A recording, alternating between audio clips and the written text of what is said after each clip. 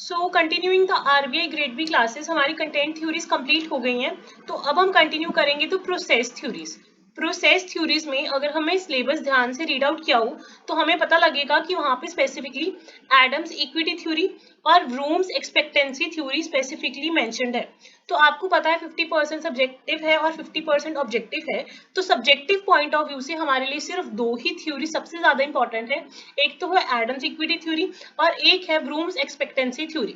ठीक है, उसके अलावा 1 2 3 4 5 6 7 8 9 10 11, ये बाकी 11 थ्योरीज बच जाती हैं। ये सब्जेक्टिव पॉइंट ऑफ व्यू से इतनी इंपॉर्टेंट नहीं है जितनी ऑब्जेक्टिव पॉइंट ऑफ व्यू से इंपॉर्टेंट है। तो ये सारी भी हम कवर करेंगे, बट फिलहाल हम ये दोनों एडम्स इक्विटी थ्योरी और ब्रूम्स एक्सपेक्टेंसी थ्योरी करने वाले हैं, जो कि हमारी सब्जेक्टिव पॉइंट ऑफ व्यू से इंपॉर्टेंट है। तो स्टार्ट करते हैं। सबसे पहले प्रोसेस थ्योरीज होता क्या है, हमने कंटेंट थ्योरीज पढ़ लिया। तो प्रोसेस थ्योरी में हम देखते हैं मोटिवेशन को एज अ रैशनल प्रोसेस। तो हम प्रोसेस के तौर पे समझने की कोशिश करते हैं कि मोटिवेशन होता क्या है।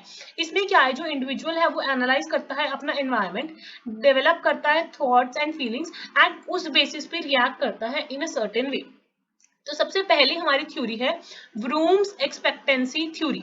क्योंकि ये प्रोसेस बेस्ड थ्योरी है, थोड़ा माइंड हो जाता है इन्वॉल्व, तो इसलिए इसको बोलते हैं कॉग्निटिव बेस्ड थ्योरी। कौन सी थ्योरी? Cognitive based theory. तो इसमें इंडिविजुअल अपने आप से 3 क्वेश्चन पूछता है। ये तीनों वर्ड्स अच्छे से याद कर लो ब्रूम्स एक्सपेक्टेंसी थ्योरी में। फर्स्ट क्या है? एक्सपेक्टेंसी, सेकंड है इंस्ट्रूमेंटेलिटी एंड थर्ड है बैलेंस। आपको एक एग्जांपल के साथ समझाती हूँ। फॉर एग्जांपल, आपको RBI grade B exam clear करना है, तो आपकी एक्सपेक्टेंसी क्या है? सेकंड, आप उसके लिए कितने एफर्ट्स डाल रहे हो, क्या क्या चीजें कर रहे हो, क्या आपको अपने एजुकेटर पे ट्रस्ट है या बाकी सारी चीजें। बैलेंस। थर्ड है बैलेंस, जब आपको आरबीआई ग्रेड बी का एग्जाम क्लियर हो गया तो आप क्या सेटिस्फाइड हो फाइनली या नहीं हो, ये वो सब चीजें आ गई। सबसे पहले जैसे एक्सपेक्टेंसी हो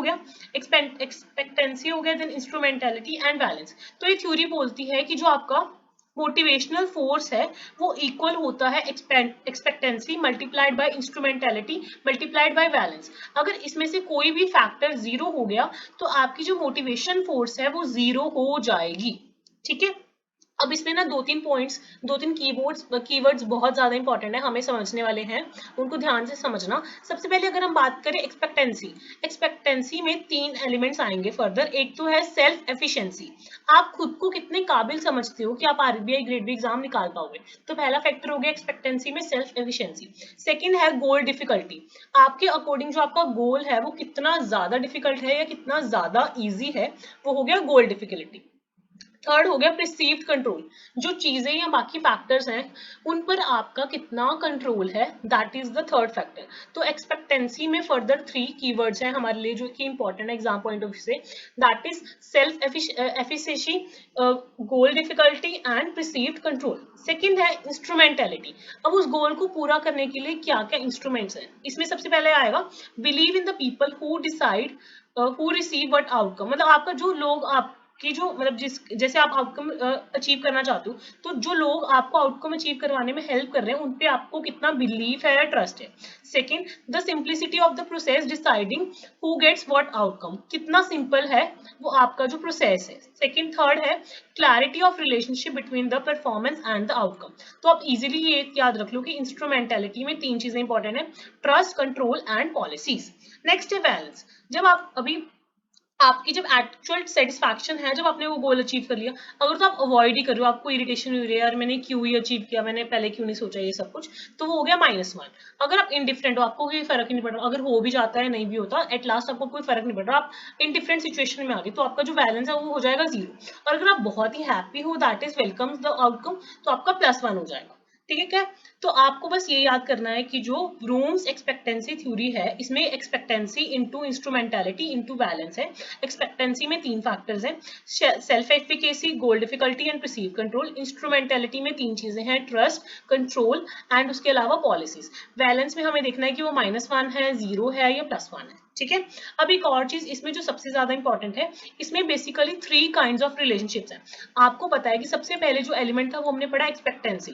एक्सपेक्टेंसी को को ये भी बोलते हैं एफर्ट परफॉर्मेंस रिलेशनशिप। मतलब जो आपने एफर्ट डाला और उसके बाद जो आपकी परफॉर्मेंस आई वो हमारा क्या हो गया, एक्सपेक्टेंसी होगी ना, तो उसको बोलते हैं एफर्ट परफॉर्मेंस रिलेशनशिप। नेक्स्ट है हमारा इंस्ट्रूमेंटेलिटी। इंस्ट्रूमेंटेलिटी हमारा सेकंड एलिमेंट था ना, उसको बोलते हैं परफॉर्मेंस रिवॉर्ड रिलेशनशिप। मतलब हमने जो परफॉर्म किया और उसके बाद जो रिवॉर्ड है उनका आपस में क्या रिलेशनशिप है। थर्ड हमारा था बैलेंस। बैलेंस को बोलते हैं rewards and personal goal relationship. तो ये तीनों रिलेशनशिप भी ब्रूम्स थ्योरी के लिए सबसे ज्यादा इंपॉर्टेंट है। देखो ये थ्योरीज में हम अपनी तरफ से वर्ड्स एड अप नहीं कर सकते, जो कीवर्ड्स हैं हमें एज इट इज लर्न करने पड़ेंगे। तो इन्होंने बोला है कि जो मोटिवेशनल फोर्स है ब्रूम थ्योरी में is equal to expectancy multiplied by instrumentality multiplied by balance. तो एक भी चीज जीरो हुई या कम हुई तो पूरी मोटिवेशन पर इफेक्ट पड़ेगा। जैसे फॉर एग्जाम्पल इंस्ट्रूमेंटेलिटी 1 है, बैलेंस भी 1 है, आपकी एक्सपेक्टेंसी हाफ है, तो आपका पूरा मोटिवेशनल फोर्स आधा ही रह जाएगा। ठीक है, अब एक और, अब इसके क्रिटिसिज्म्स बहुत ज्यादा इंपॉर्टेंट है। तो इन्होंने बोला क्रिटिसिज्म्स में एक्सपेक्टेंसी थ्योरी की, अब रूम्स एक्सपेक्टेंसी थ्योरी की क्या क्या क्रिटिसिज्म है। कहते अगर इनमें से एक भी फैक्टर जीरो हो गया तो जो पर्सन है वो मोटिवेट ही नहीं हो पाएगा, मतलब जो पर्सन है दैट विल बी अनमोटिवेटेड। पर कहते रियल वर्ल्ड में ऐसा नहीं होता। फॉर एग्जाम्पल अभी मैं आरबीआई ग्रेड बी के लिए प्रिपेयर करूँ, मुझे पता ही नहीं रिजल्ट क्या होने वाले हैं, बट स्टिल मैं पूरी बहुत ज्यादा मोटिवेटेड हूँ ना कि हाँ मुझे करना है किसी भी हाल में। सो इसका मतलब ये है कि मैं स्टिल मोटिवेटेड हूँ, मेरे को पता नहीं एक्सपेक्टेशन है नहीं है, मतलब मेरा एक फैक्टर जीरो है, स्टिल आई एम मोटिवेटेड। तो ये रियल वर्ल्ड में ऐसे नहीं होता।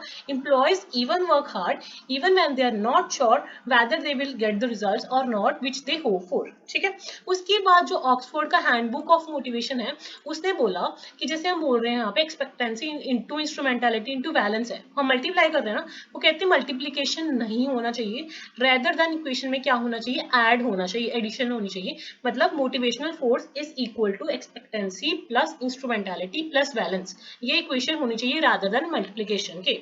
ठीक है, कहते हैं ये चीज सिर्फ तभी पॉसिबल है अगर एक्टिव पार्टिसिपेशन हो रहा है फ्रॉम द मैनेजर्स। उसके अलावा इस थ्योरी में इग्नोरेंस हुई है पर्सनल फैक्टर्स की as well as situational factors की।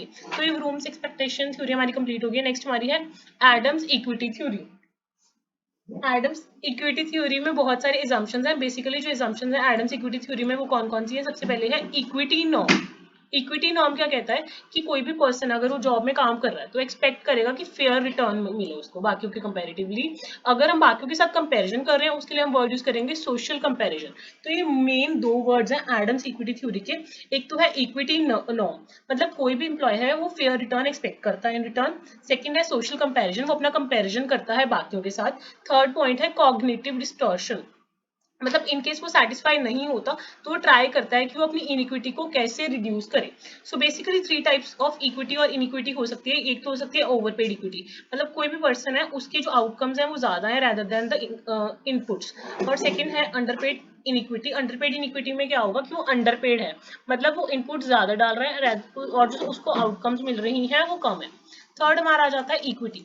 इक्विटी में क्या आएगा, जो इनपुट्स हैं that are equal to the outputs, ये सबसे आइडियल सिचुएशन होती है। और जो ओवरपेड इनइक्विटी वाली मतलब चीज है वो बहुत ज्यादा कम केसेस में होती है।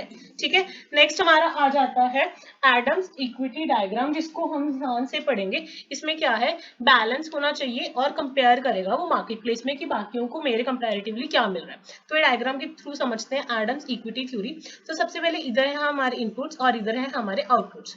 तो इनपुट्स में क्या आ गया, जैसे आप कितना टाइम डाल रहे हो कोई भी जॉब में, एफर्ट्स क्या है, एबिलिटी क्या है, tolerance, flexibility, integrity, commitment, reliability, heart and soul, personal sacrifice, ये आप सारे इनपुट्स डाल रहे हो।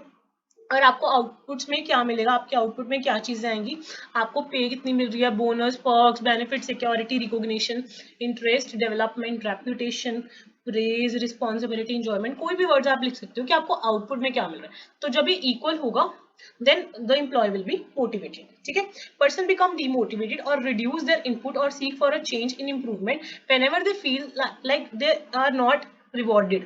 ठीक है, तो फेयरनेस बहुत ज्यादा इंपॉर्टेंट है। तो ये भी कॉग्निटिव बेस्ड थ्योरी है और इसमें इंडिविजुअल क्या सीख करता है, इक्विटी, फेयरनेस और जस्टिस। ठीक है, वो चाहता है कि मैनेजमेंट उसको ये सब चीजें दे।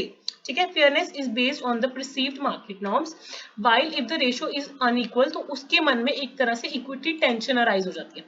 इक्विटी की टेंशन अराइज होगी तो उसको हम बोलते हैं नेगेटिव टेंशन स्टेट। अगर आपको एडम का फुल नेम इसमें देखना हो तो वो है जे स्टासी एडम्स। जे स्टासी एडम्स। तो उसने बोला कि वो टेंशन रिलीव करने की कोशिश करता है, तो अब वो टेंशन रिलीव करने का ट्राई करेगा क्योंकि वो नेगेटिव टेंशन स्टेट में है, क्योंकि जो उसके इनकम्स इनपुट्स और आउटपुट्स हैं वो इक्वल नहीं है। तो उसके पास 6 चॉइसेस हैं बेसिकली। वो 6 चॉइसेस क्या है, या तो वो ट्राई करेगा इनपुट्स चेंज करने के। फॉर एग्जाम्पल कोई पर्सन है, उससे सिर्फ 10,000 ही मिल रहा है, उसको अपनी जॉब में कोई इंटरेस्ट नहीं है, वो बाकियों के साथ कंपेयर कर रहा है, उसे लग रहा है कि मुझे तो बहुत ज्यादा कम मिल रहा है, तो वो क्या करेगा, फोन ही चलाता रहेगा काम पे। तो उसने अपनी इनपुट चेंज कर दी, मतलब जो अपना वो टाइम एंड एफर्ट डाल रहा है उस जॉब में, उसने इनपुट चेंज कर दी। Change in their outcome, second option क्या है, वो अपनी आउटकम्स चेंज करे, मतलब वो अपने मैनेजर से रिक्वेस्ट करे कि आप मेरी सैलरी हाइक कर दो, तो आप उसकी आउटकम बढ़ेगी, फिर वो इक्विटी की सिचुएशन पे आ जाएगा। थर्ड है choose a different referent. For example वो अपने कलीग्स के साथ मेयर कर रहा था, वो सेटिस्फाइड नहीं था अपनी जॉब से, अभी वो अपनी मदर के साथ कंपेयर कर रहा है, यार मैं अपनी मदर से तो थोड़ा ज्यादा अर्न कर रहा हूँ, तो उसने रेफरेंट मतलब जिससे वो कंपैरिजन कर रहा था वो बंदा ही चेंज कर दिया। ठीक है। फोर्थ ऑप्शन है वो बिल्कुल भी सेटिस्फाइड नहीं है ना, वो इनपुट चेंज करके सेटिस्फाइड है, आउटपुट चेंज भी नहीं कर रहा है कुछ भी, उसने जॉब भी छोड़ दी, लीव ही कर दिया वो चीज। ठीक है। उसके बाद है चेंज पर सेल्फ परसेप्शन, उसने अपने बारे में परसेप्शन चेंज कर लिया। फॉर एग्जाम्पल उसको 10,000 ही मिल रहा है कोई इसकी जॉब से, वो सोचने लग गया कि यार मुझे 10,000 ही मिल रहा है, शायद मतलब मेरा सब्जेक्ट सोशल साइंस है और वो जो मेरा कलीग है वो इकोनॉमिक्स पढ़ाता है, सोचते हैं इसकी मतलब मेरे सब्जेक्ट की कम वैल्यू है, कोई भी सब्जेक्ट पढ़ाता है वो। नेक्स्ट है चेंज परसेप्शन ऑफ अदर्स, उसने दूसरे के बारे में परसेप्शन चेंज कर दिया। फॉर एग्जाम्पल कहता है मुझे तो ट्रैवलिंग के भी मिल रहे हैं, मेरे जो पर्सन मेरे फ्रेंड है जिसके साथ मैं कंपैरिजन कर रहा हूँ उसको ट्रैवलिंग के नहीं मिल रहे। फॉर एग्जांपल उसने दूसरे के साथ दूसरे का परसेप्शन चेंज कर दिया और अपनी इक्विटी वाली सिचुएशन में आ गई। ठीक है। नेक्स्ट अभी मैंने आपको यहाँ पे बताया था चूज अ डिफरेंट रेफरेंट, मतलब जिससे वो कंपेयर कर रहा है, जिससे वो सोशल कंपैरिजन कर रहा है, उसने वो रेफरेंस चेंज कर दिया। तो रेफरेंस कौन कौन किसके किसके साथ हो सकती है, एक तो हो सकती है सेल्फ इनसाइड, मतलब आप अपना कंपैरिजन अपना खुद का ही खुद के साथ कर रहे हो जब आप पहले इनसाइड द सेम ऑर्गेनाइजेशन थे कोई और पोजीशन पे, तो अपना ही अपने ही साथ अपने पुराने मतलब उस सेम ऑर्गेनाइजेशन में अपने खुद के साथ कर रहे हो, या खुद का ही कंपैरिजन कर रहे हो आउटसाइड द ऑर्गेनाइजेशन, जब आप आउटसाइड द ऑर्गेनाइजेशन वर्क करते थे तो खुद का कंपैरिजन कर रहे हो, किसी और का जो इस आपकी वाली ही ऑर्गेनाइजेशन में है अदर इनसाइड उसके साथ कर रहे हो, या किसी और का कोई पर्सन आउटसाइड द ऑर्गेनाइजेशन है उसके साथ करो। तो self inside, self outside, other inside, other outside, ये रेफरेंस हैं 4। ठीक है main. So this was about the main reference. तो अभी एक प्रिंसिपल है equal pay for equal work, जैसे कि आपको पता है, तो प्रिंसिपल इसी थ्योरी के ऊपर बेस्ड है कि अगर कोई पर्सन इक्वल वर्क कर रहा है तो उनको इक्वल पे मिलनी चाहिए। ठीक है। अभी हम कुछ क्रिटिसिज्म के पॉइंट्स देखते हैं इसी थ्योरी के, कहते जो ये थ्योरी है that is less applicable in the real world. अगर हम रियल लाइफ में प्रैक्टिकल सिचुएशन देखें तो ये थ्योरी उतनी ज्यादा एप्लीकेबल नहीं है, और काफी सारी थ्योरीज होती हैं वो ओवर सिंप्लीफाई होती हैं, मतलब क्लियरली स्पेसिफाई कर देते हैं, बट रियल लाइफ में उनको प्रैक्टिकली इतना ज्यादा क्लियरली डिफाइन नहीं कर सकती। एक और बात, equity with other employees. For example कोई पर्सन है, उसे लग रहा है कि जो उसको 10,000 मिल रहा है उसके बाकी सारे कलीग्स को भी 10,000 ही मिल रहा है, वो अपने आप को इक्विटी तो महसूस करेगा बाकी एम्प्लॉयज के कंपेरेटिवली, बट उसे लगेगा कि जो ओवरऑल ऑर्गेनाइजेशन का सिस्टम है वो ही अनफेयर है, तो ये चीज इसमें कंसीडर नहीं की गई है। बाकी कुछ न्यू पर्सपेक्टिव आए हैं इक्विटी थ्योरी के, वो आज के लेटेस्ट कंसेप्ट क्या है, जैसे मैंने आपको स्टार्टिंग में ही करवाया था इक्विटी, और उसमें था ओवरपेड और अंडरपेड वाली भी हमने की थी। तो ऐसे ही न्यू कंसेप्ट क्या कहते हैं, 3 पॉइंट्स है उसमें, एक तो है बेनिवोलेंट, एक है इक्विटी सेंसिटिव, एक है इंटाइटल्स। तो कहते हैं कुछ लोग ऐसे होते हैं जो प्रेफर करते हैं अंडर बेनिफिटेड रहना, वैसे ये कम ही होते हैं। कुछ होते हैं इक्विटी सेंसिटिव, मतलब वो उसी सिचुएशन में रहना पसंद करते हैं जहाँ पे जितना वो इनपुट डाल रहे हैं और जितना उनको आउटपुट मिल रहा है वो इक्वल हो। और कुछ लोग होते हैं जैसे मेरे जैसे लगा लो इंटाइटल्स, उन्हें होता है कि बेशक मैं थोड़ा काम कम करूँ बट मुझे मतलब जो आउटकम्स है वो ज्यादा मिले, तो वो होते हैं जिनको जो प्रेफर करते हैं ओवर बेनिफिट में रहना। ठीक है।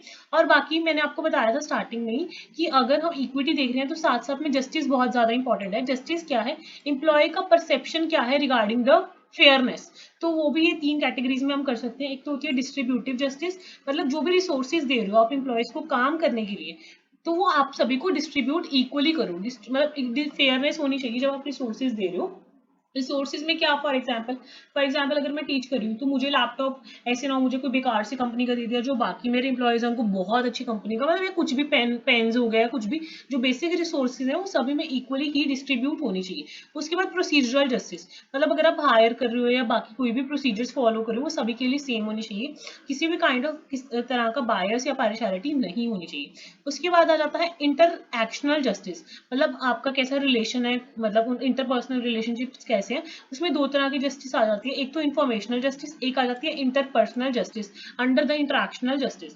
तो जो इन्फॉर्मेशन है वो सभी को सेम ही प्रोवाइड होनी चाहिए, ऐसे नहीं कि किसी को ज्यादा बता दिया कुछ, मतलब इन्फॉर्मेशन बेसिस पे भी और इंटरपर्सनल बेसिस पे भी सभी के साथ फेयरनेस होनी चाहिए। तो अभी हमारा जो सब्जेक्टिव पॉइंट ऑफ व्यू से था एडम्स थ्योरी और रूम्स थ्योरी, वो दोनों कंप्लीट हो गई है। बाकी नेक्स्ट में हम सब्जेक्टिव पॉइंट ऑफ व्यू से जो इतनी इंपॉर्टेंट नहीं है but objective point of view से इंपॉर्टेंट है, वो वाली थ्योरीज कवर करने वाले हैं। ठीक है।